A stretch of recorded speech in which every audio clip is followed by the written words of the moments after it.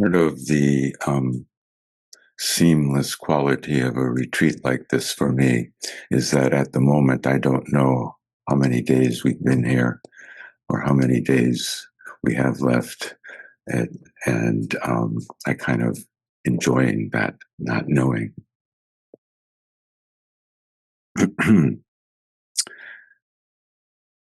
So when an announcement comes out for a retreat and there's a theme, as there was for this retreat, silence. In a way, it feels like the retreat starts for me. It has now begun. And silence is the koan in a way. And one of the first things that happens is pretty reliably, another koan will come and join in the conversation.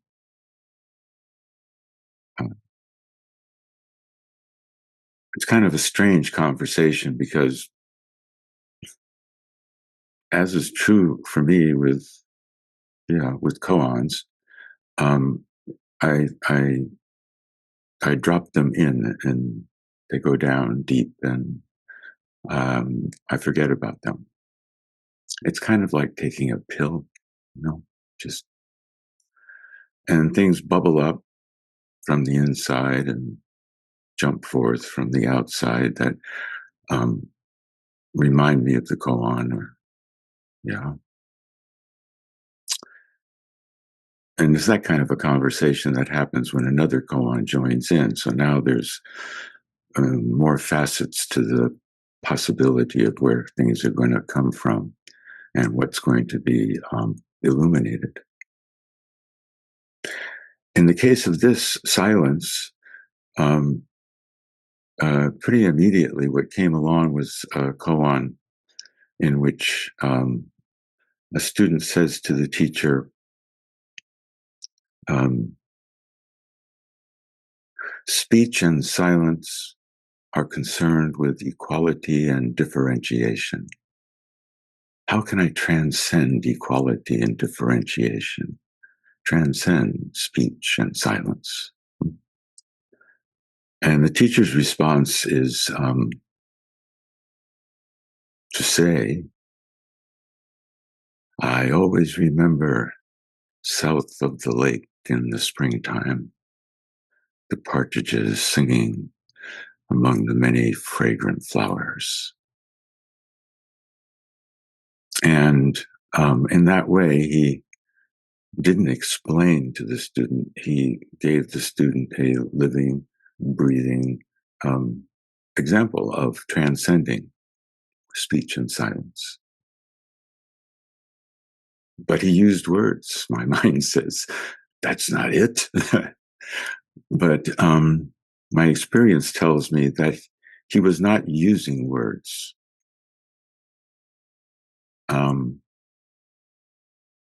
This koan appears in the Gateless barrier, and the person who put it together comments about this teacher, and he says that his action is like lightning. And his action moves at the speed of light. There is no separation between him and what he says. And how, well, it's not the normal way that we communicate, is it? I'm not talking about just shooting from the hip. I mean, when what we say surprises us even and is appropriate. That's kind of important. Someone asked Yun Min about, what is the teaching that last a lifetime, he says. Say something appropriate in response. It fits the situation. It's in the Tao, right? At this point, and I'd have to say, it's seamless. It's a seamless response. But as I was hanging out with silence and then this other transcending speech and silence, you know, you could argue, but he's having a memory. That's not in the here and now. Yeah, but having the memory is in the here and now, right? What the memory is about, though, that's what the memory is, right? And then on top of that, to add, I don't know, add another level of something to it. This is not even his memory. He's quoting a poem. So you could say, well, they're not even his words. How could he be transcending speech and silence? But they were exactly his words. And they came out of his mouth, and he listened to them in the same way the student listened to them, with interest and curiosity, not knowing what was going to come out next.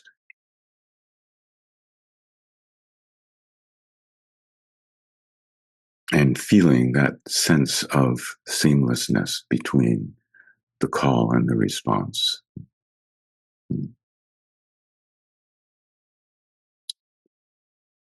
So then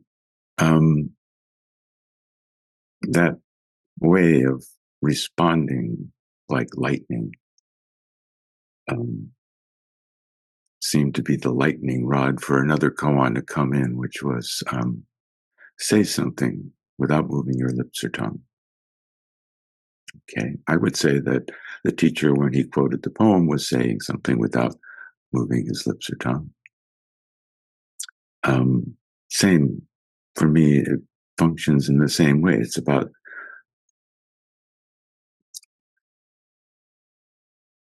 not doing. The saying is not a doing, it happens. And what is said comes from I don't know where, and neither do the 10,000 sages. But I trust it. With experience, my trust has grown, you know. And then a whole flood of koans came, avalanche of koans. Oak tree in the garden, yes, Yao Zhou was doing it. You know, dried shit stick, yeah, Yunmen was doing it. Just responding. And like lightning, like in the speed of light, responding. And appropriately for that situation.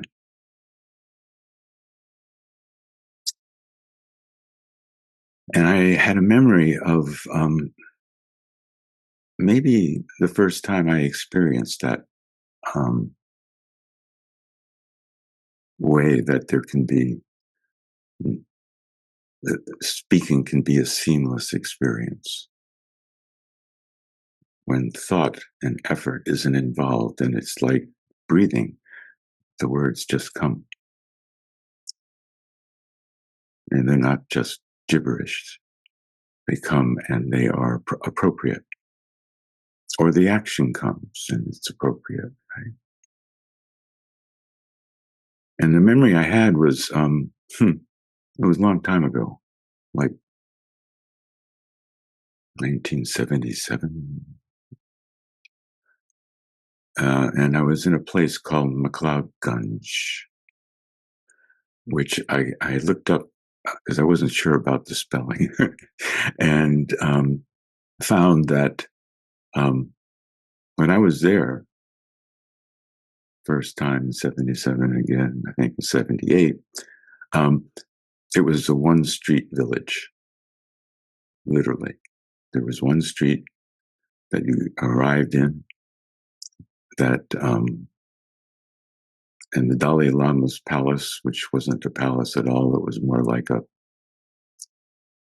trailer camp, was on that street. Sometimes McLeod Gunj was called Little Lhasa. And I had just come down from a 1-month retreat at a retreat center that was run by the lamas above McLeod Gunj. And it was a solitary retreat. There was nobody else there. There was one Tibetan monk who I met once and then never saw again. But food appeared at my door and dirty dishes disappeared. And, like that. I think he even did my laundry silently during my practice, which was a mantra practice. And I was already 2.5 months into keeping silence at that point, as just prior to being in India. I'd been in Nepal at that first retreat, during which about 2 weeks into what was initially a 1-month retreat, we were offered the opportunity of practicing silence, which interested me. And if you wanted to, facilitate that, you could wear a ribbon of some color, I can't remember. And people would know you're practicing silence and they wouldn't approach you to strike up a conversation. So I did that for 2 weeks at the last 2 weeks of that month retreat. And then I stayed for a couple more months and just kept doing it. As the retreat just kind of, it's like, well, if you want to, you can stay another month and another month. And how I'd have to say at that point, practicing silence was just about keeping my mouth shut. It really wasn't an internal kind of silence. There was lots going on inside, but I kept my mouth shut. There was a kind of relief to that. I didn't have any responsibility to say anything, respond to anything. I could be in my own little silent pod. And that was interesting. And I had lots of pulls to a lot of interesting people. And we had free time and people were talking. And I could feel the pull, but I felt the silence too, even though it was just keeping my mouth shut. And when after 3 months there, and I guess 1.5 months of that silence, I decided to do an individual retreat in India. So I had to, buy tickets, book, pay for things. So I was talking, but I still wasn't having a conversation with anybody. When I got to the beginning of that 1 month up there in the meditation center. And when I came down, there was something different about, I think, what I understood about silence. Although I didn't know, I didn't know that I had understood that until I started talking to people. And I discovered what I was thinking by listening to what I was saying, which was kind of weird. I was discovering what I was like, I'd say something and there would be this other level of thought going, I didn't know I thought that way, but it was true. Because something had been going on in the silence, a deep listening, or I think Chuangzi describes it as lazy listening. No agenda, no filters, you're lazily just listening. And naturally you're deep because you're underneath all of the stories that we put on top, listening. So that memory came to mind. I thought, well, yeah, that was like that.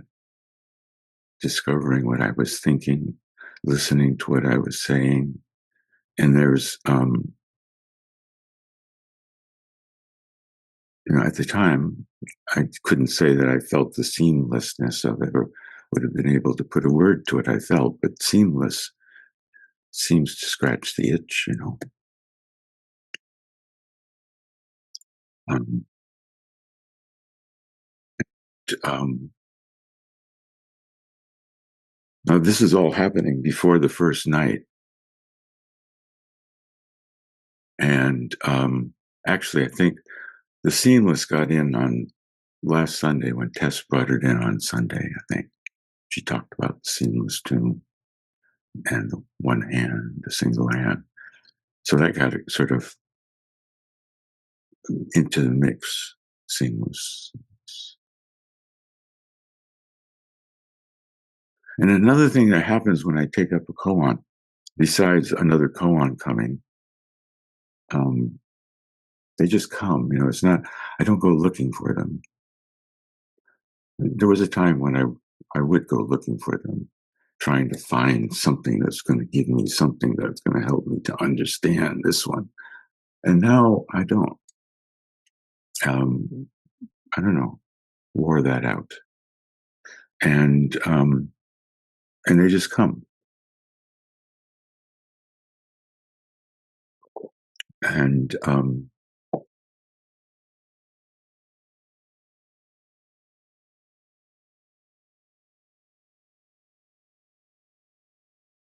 then they just go, you know, sometimes. And I can't remember what was that koan.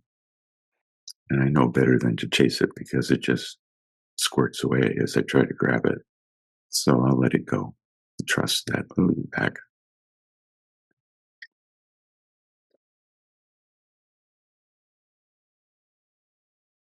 Seamless. And I think last night when I was speaking there at the end,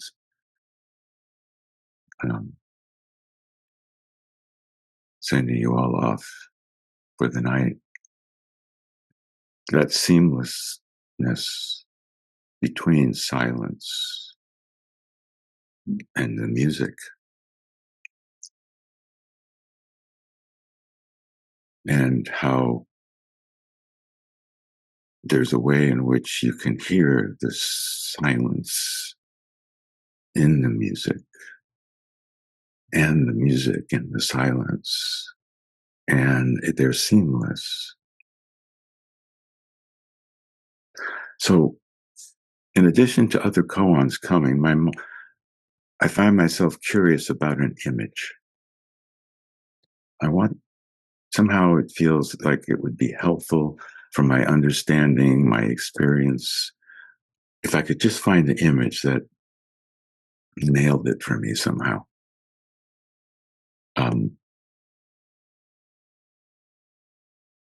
Was it last week? Just this. What's the image for just this? I asked various search engines and myself. And no. And then I don't even know how I got to it. Oh, I know. Hakoin. It's in the shit and the piss, he said. Okay. Without moving his lips or tongue. And I thought, well, it's in the shit or the piss. That's what I'll do. I'll find a picture of shit. And that would be a great picture. So I'm looking and there's all kinds of just pictures of shit. Mostly dog shit, I think. Dogs shitting even. And I thought, well, I don't know. That gets confusing about what the message, just this. Is it the shitting or the shit or complicated? And the piles of shit just, just this is it, even shit. Okay, but and then somehow mixed in with those pictures of dog shit, there was a picture of the bottom of a running shoe that had been stepped in shit, and that was it. Because as soon as I saw it, I went, ooh, and that's it. That's it. Ooh, that's it. That ooh is without moving my lips or tongue, right?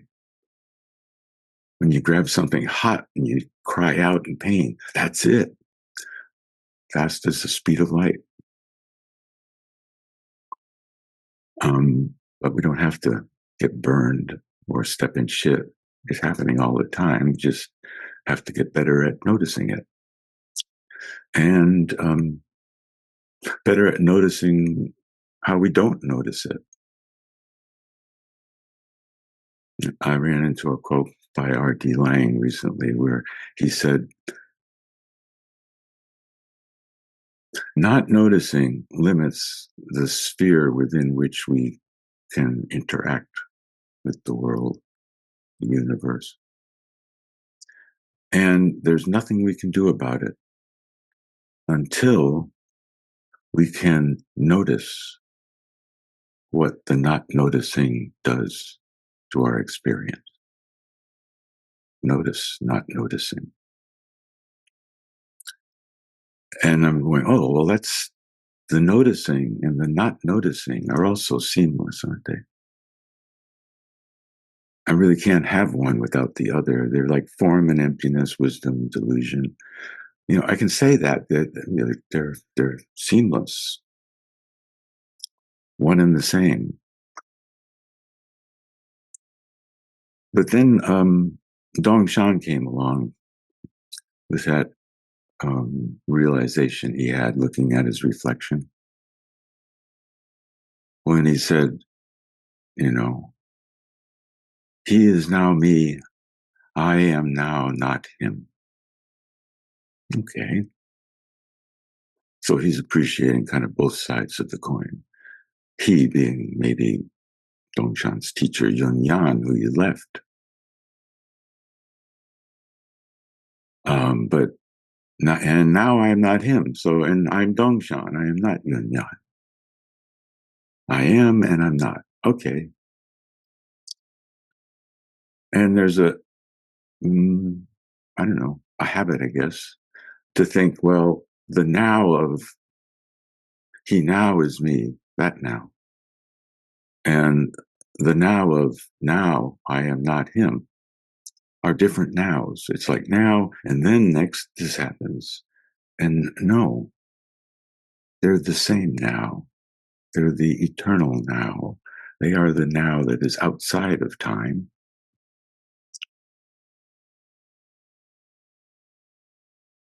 And I thought, what's the image for that? So I think I have a screen share, and I'll tell you what does it for me. Where is it? Oh, yeah.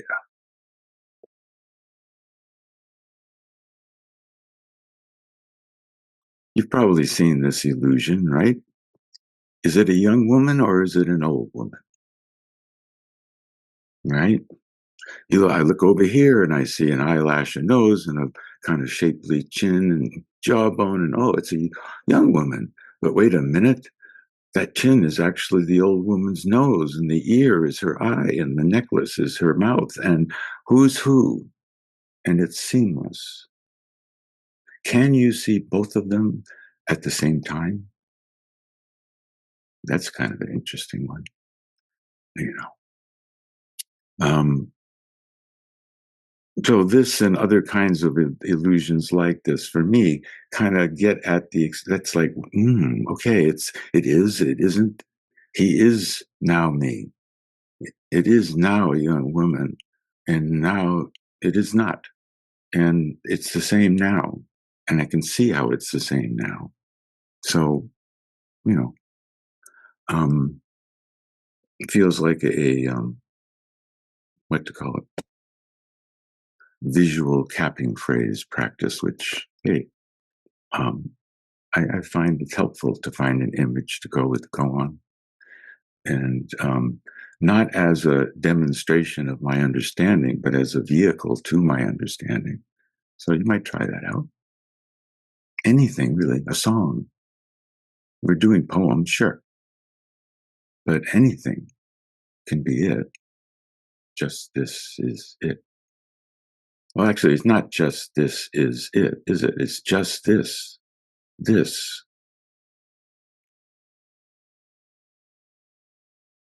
And Dongshan says, that he misunderstood his teacher when he heard him at first.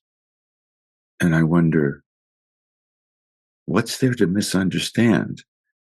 Just this, there's 3 words. Where did he misunderstand his old teacher? And I think he's my dream. So this is me.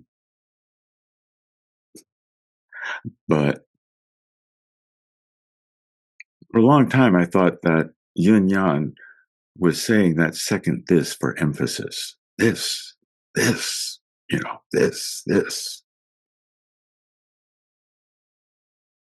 And like the now in Dongshan's poem, he now is me, I now am not him, the thises are different too. And I think that's what Dongshan misunderstood and then came to understand and demonstrated his understanding with the poem. You can see both sides now. Him and Joni Mitchell. So then I asked myself, well, okay, but what is it in my life now? I mean, 1977 was a long time ago. Hasn't it happened since then? And yeah, it's happening right now. In a way I can talk about, I suppose.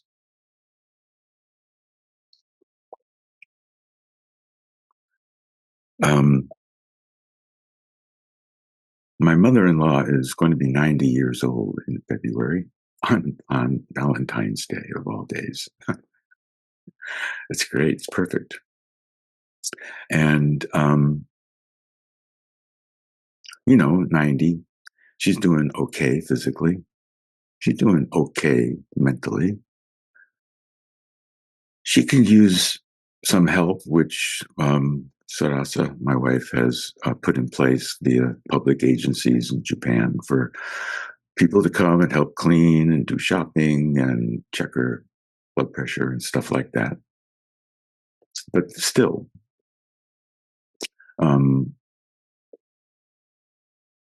I think fundamentally the most basic need that she yearns for is to not be alone, really. And she often sprinkles her language with the word hitori kurashi, which means living alone, a person who lives alone. I'm a hitori kurashi this, yeah, hitori kurashi that. And, she's not whining or complaining, but it's on her mind. So at this point, we're actually almost 2 years ago now, Saras and I talked about it, and it was like, well, the next level of care in Japan is kind of a draconian leap into hospitalization, basically. There is no assisted living yet. Maybe it will come. Basically, the families are what provide assisted living until they can't, traditionally. And there is no family in our case, so we are the family. And so Sarasa has been spending 3 months in Japan and coming back and spending 3 months here and going to Japan and spending here, back and forth for a couple of years now. And it may very well be that the need has increased to the point that she may need to be there more. We're kind of trying to figure out. Which, we talked about it. It was going to be hard to be apart that much, and I would definitely make it, more visits. So I felt, we went into it with our eyes open and we're talking about it. But a couple of years on, and it's kind of hard. And there's a distance that's, we spend the time together reconnecting from having been disconnected for her to go away again. And, my spending 3 weeks in Japan after she'd only been in Japan for a week, actually. So we were only apart for a week, is helping a lot. So we were together for that month, 1 month out of the 3 that she'll be gone. And that helps. But still, it's like difficult. And I was sitting with the difficulty and noticing how, at the same time, there's this difficulty. I'm all kind of tangled up in the fray, which is not one of my favorite things to be, but I am. I'm not only not resisting it, there's part of me that's kind of relishing it, relishing the opportunity to um, pay back the kindness of my own parents, which I didn't get the chance to do really. But I don't know, at this point, you know, she is my parent, really. And so I'm grateful and sad and wish it wasn't happening and glad it's happening, and it's seamless.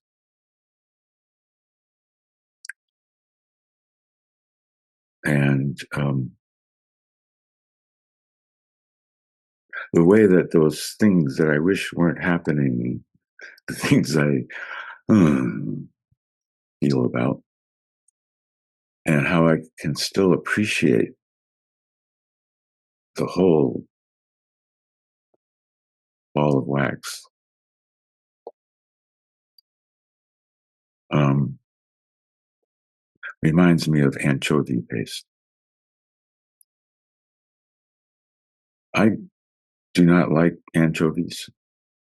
I pick them off the pizza if they're on the pizza. I don't. I have. However,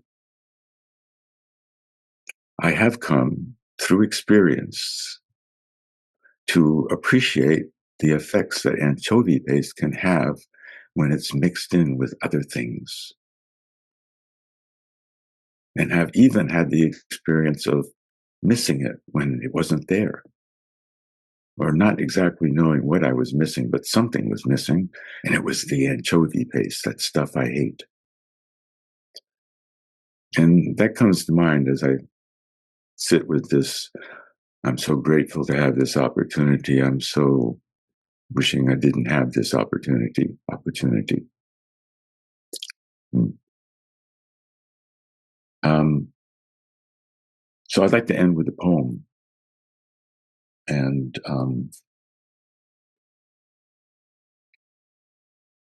that's the other thing, isn't it? Not only the visual image that is the capping phrase to the koan, but the poem. And how do you find the right poem, right? What's right? How do you know it's right? Feel it in my body. I can feel it. It kind of hits me. Mhm. In my heart. This is called Between Going and Staying by Octavio Paz. Between going and staying, the day wavers, in love with its own transparency. The circular afternoon is now a bay where the world in stillness rocks.